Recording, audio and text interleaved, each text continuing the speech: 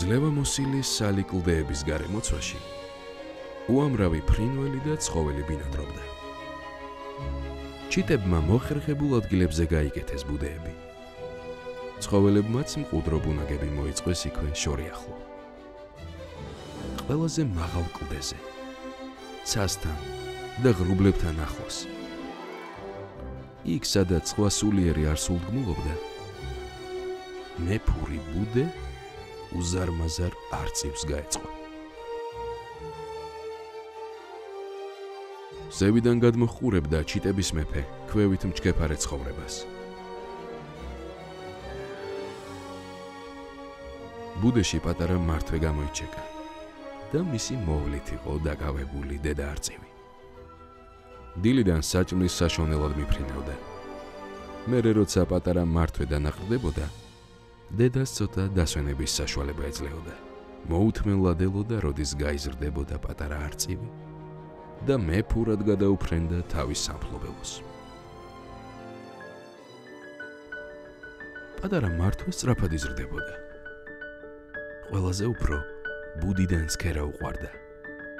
მთელი დღეები შეეძლო ეყურებინა, როგორ ფუსფუსებენ ცხოველები და ფრინველები, როგორ იღვიძებენ ყვავილები და ხეები. დედიკო, ვინ არიან ეს ფრინველები? იკითხა ერთხელაც პატარა მართვემ. ჩვენი მეგობრები, უპასუხა დედა არწივმა შვილს. ოდითგანვე ასე იყო. ჩვენი ბუდე ყველაზე მაღლაა და ჩვენ ყველასგან მოშორებით ვცხოვრობთ. არწივი მარტოობაში ცხოვრობს. ასე მიუჩინა განგებამ. მაგრამ გარემოცვა მასაც სჭირდება. აბა სხვაგვარად რა ფრინველთა მეფეა?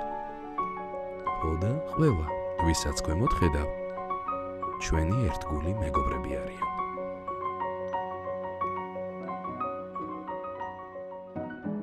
დედის განმარტებით კმაყოფილი მართვე ინტერესით უთვალთვალებდა ფრინველთა ნავარდს და მას შემდეგ მათ თავის ერთგულ მეგობრებად თვლიდა. თვითონ კი მეფობისთვის ემზადებოდა. ერთხელაც მართვემ შეამჩნია, რომ დედის ნანადირევ ნადავლს სხვა ფრინველები შემოესივნენ და მშვიდად მიირთმევენ. ნახე, ჩვენი საჭმელი მოიპარეს, შეზახა უცებ მართვემ.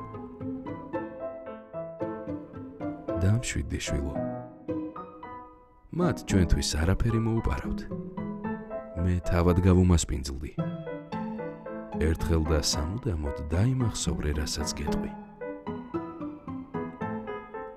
როგორი მშიერიც არ უნდა იყოს არწივი, მან აუცილებლად უნდა უწილადოს თავისი ნადავლი მეზობლებს.